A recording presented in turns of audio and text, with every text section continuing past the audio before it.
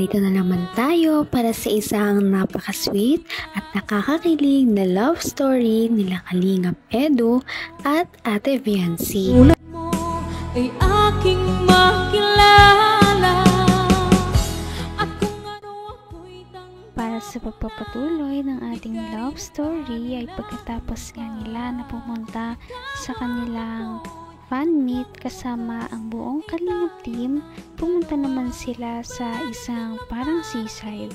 Dahil dito ay nag-usap din na naman ang EDC Love Team sa mga bagay-bagay at napakarami nga dito mga sweet moments at kilig moments na nangyari.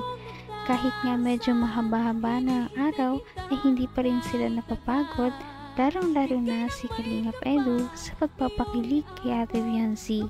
Kaya naman, ito na ang mga nangyari sa kanilang pag-uusap. Bago yun, marami ang nagpipicture na naman sa kanila.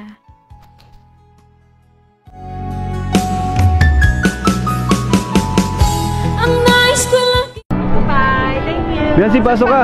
Si Viancy. Si ano, si Joanne. Sige na, naman ka na. Sige na. Thank you. Viancy, nasa Dubai ka na ngayon. Nay, paiwan ka na namin. Pangarap mo ba mag-abroad, Viancy? Pangarap mo ba mag-abroad? Ha? Mag-travel po.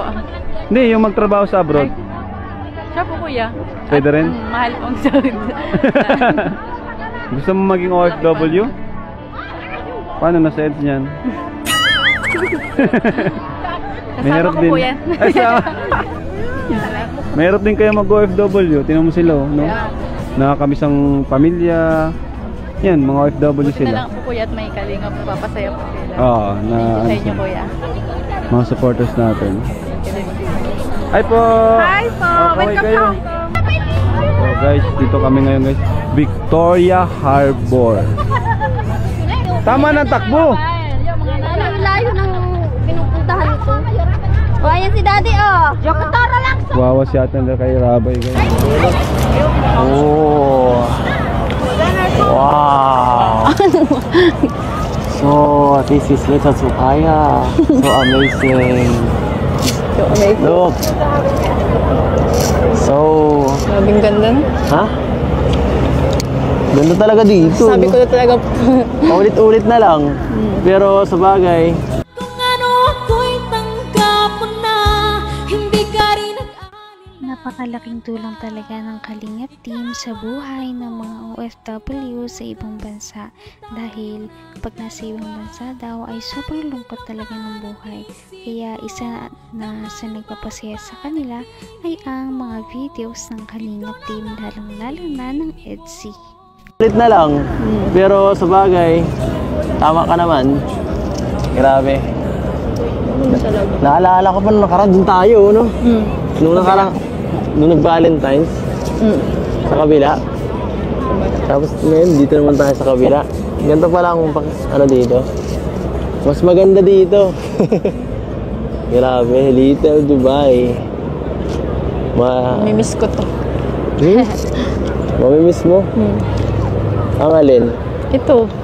Lahat? Anong klaseng, anong mga bagay mamimiss mo sa Hong Kong? Lahat ng ginagawa natin.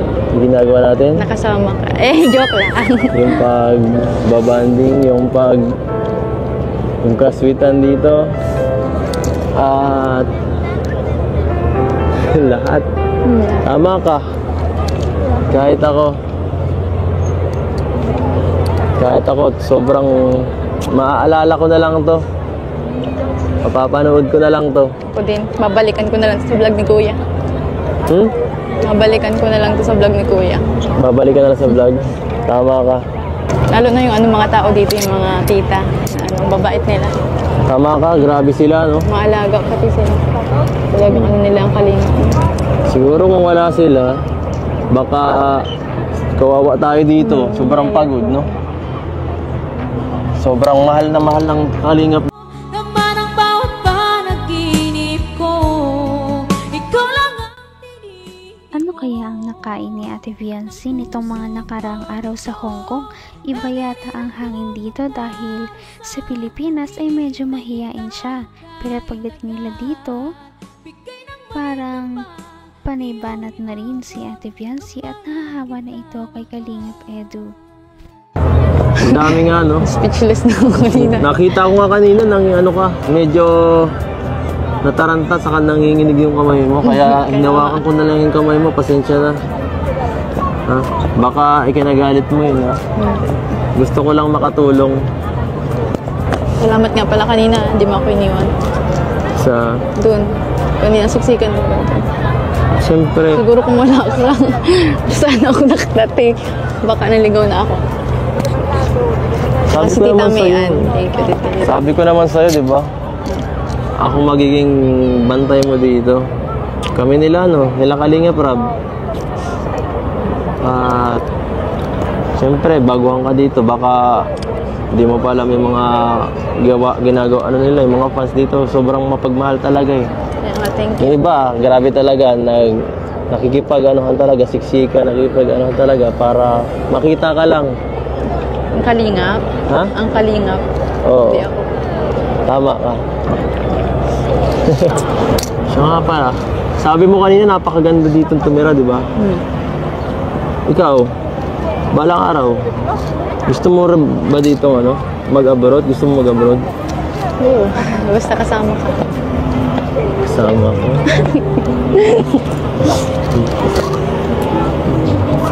Paano naman tayo niyan makakapagtrabaho ng tama? Hanggang wakas ay tayo ng dalawa.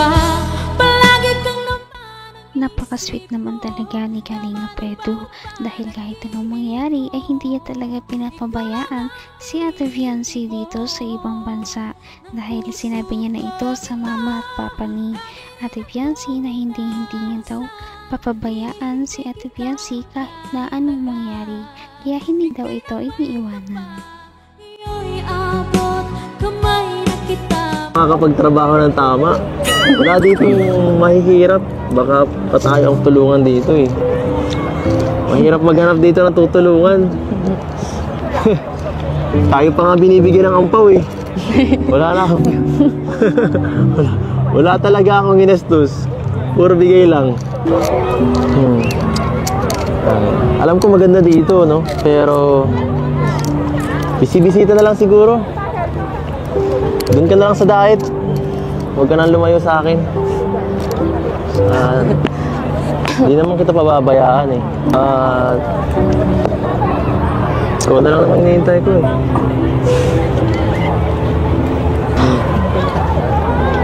Oo nga, ang tagal na.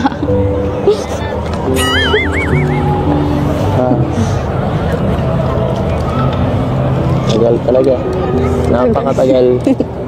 Ang bihira. Sige nga. Enjoy na lang natin tong matagal na paglalakbay na to together. Yes. Ang mahalaga, magkasama tayo. Diba? Oo. Sana susunod, makabalik ulit tayo dito. Kaya nga gusto ko din magbalik dito ulit. Ha? Gusto ko din ulit magbalik dito. Gusto mo ulit bumalik? O gusto mo ulit ako Itong kong ditong kasama bumalik? parehas.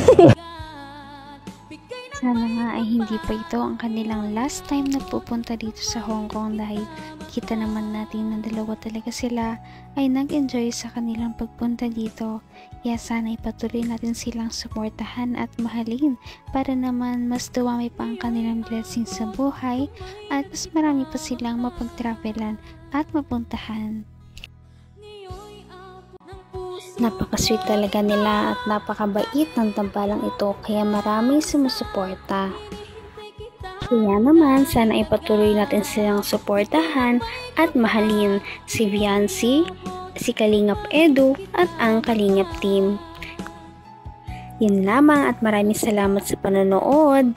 Abangan natin kung magkakatuluyan ba talaga si Kalingap Edu at Viancy. Hanggang sa muli! Bye! Ngayon'y abot